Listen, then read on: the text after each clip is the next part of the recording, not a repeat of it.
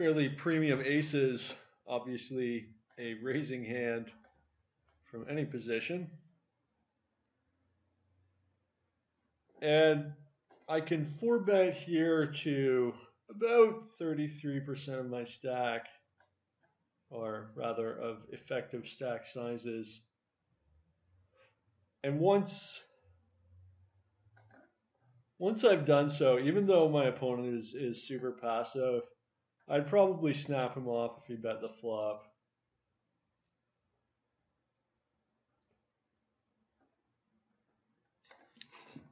Pretty good decision here, I guess. Getting 5-1. Guess I should call. My hand's pretty weak. And I flop a gut shot and a second nut flush draw. So I'm going to continue.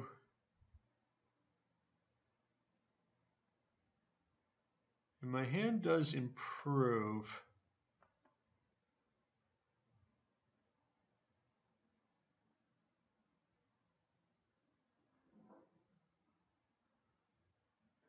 And I'm just going to check here.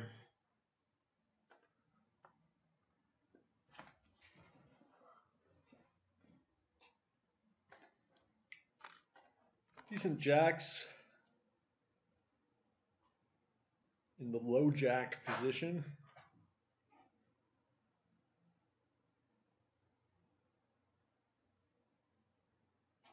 I think I would call a 3-bet from any player.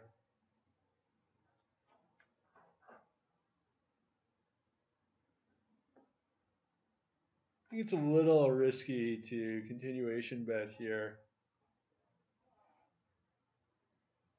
Multi-way with such a weak holding.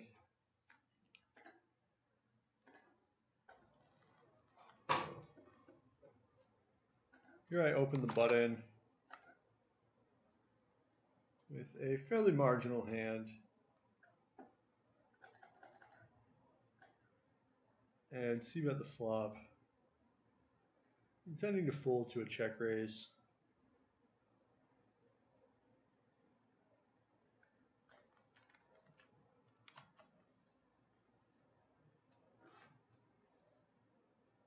The turn seems like a good card to barrel.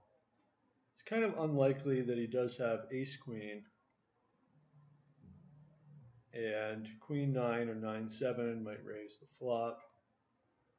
There doesn't seem to be much point in bluffing the river. My opponent's loose, generally does not like to fold. I do have some weak showdown value. I could rep the straight, but I'm just going to check and give up.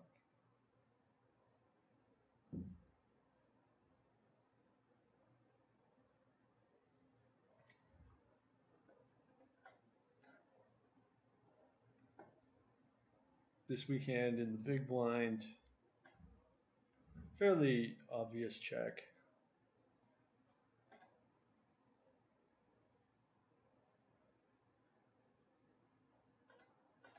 On the turn, with everyone checking, I think there's a pretty good chance that my ace is good. I have a decent rundown hand versus a button open.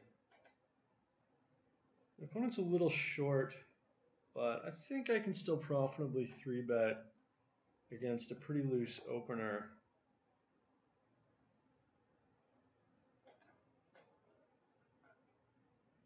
And with just one SPR, I don't really see too much point in a smaller bet sizing.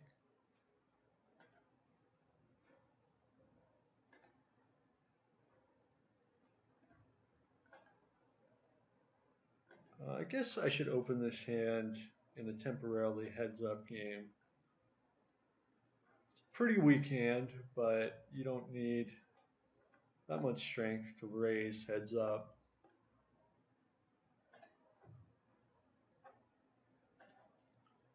And when my opponent open limps, I see little point in raising with such a weak hand out of position. I'm going to stab with my double gut shot here and give up on this turn.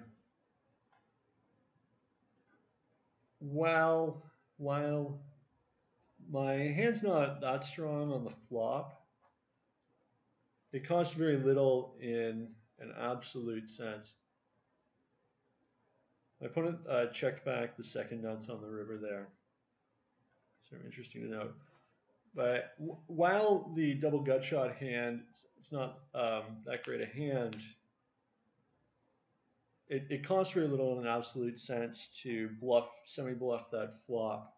So the image considerations are primary in my mind there when I stab on the flop. I want my opponent to think that I am a very aggressive attacking player, which I might as well just be a very aggressive attacking player, since that is the strongest style, and it enables your opponents to make loose calls against you. I don't think I would call if you raised there. After I check my option, I decide to semi-bluff again with a open-ended draw and to just give up on this turn. You'll note again, my opponent there had a top nut wrap, and played it very passively on the flop.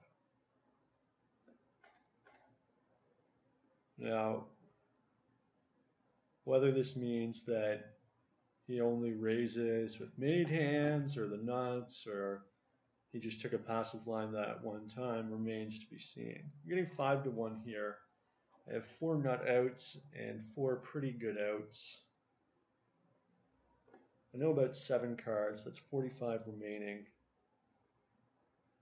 I think I can call. So the biggest concern, of course, is a board pair.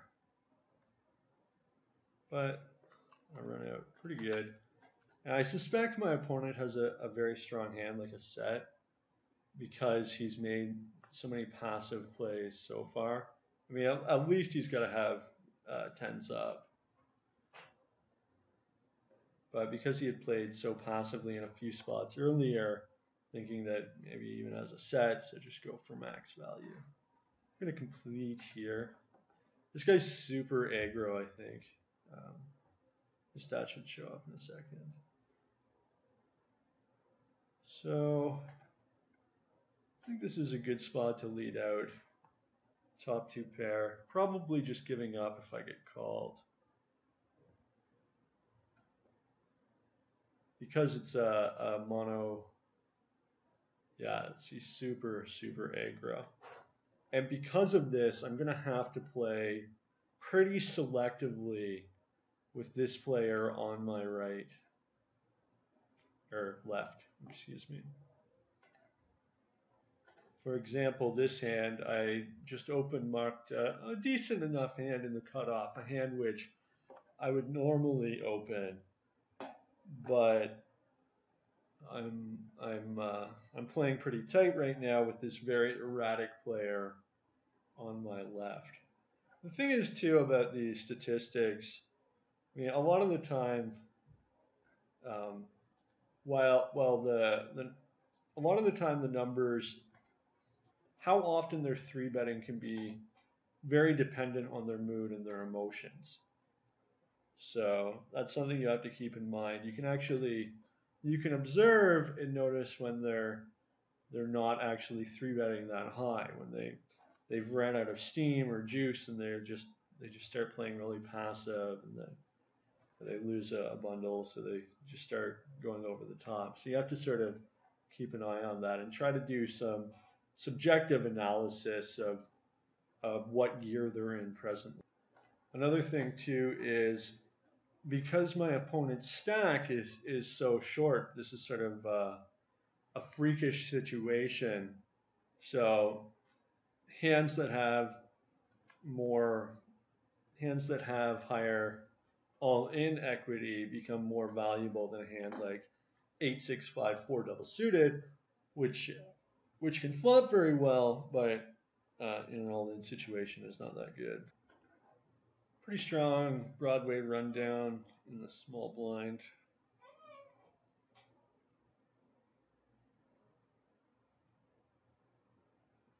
And I'm just going to raise the hand myself. I've got a fairly loose button limper who probably would have raised the strongest hands he's got. And of course, a player here from Slovenia who loves to give action. See, 3 bets, I'll just call. And I guess bet my flops.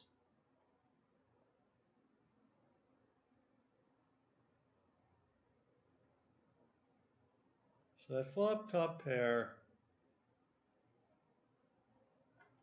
And I'm going to check. Check fold.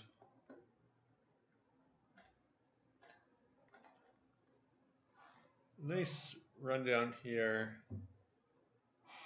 In position. A super loose collar. Super loose razor. Super loose collar.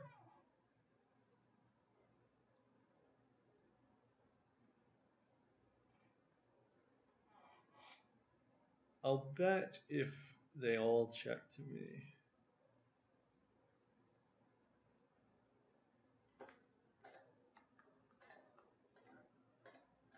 This is another pretty marginal open.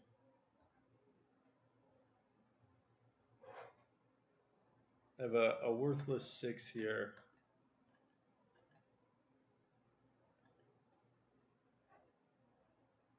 But I should have enough high card value to open in the cutoff.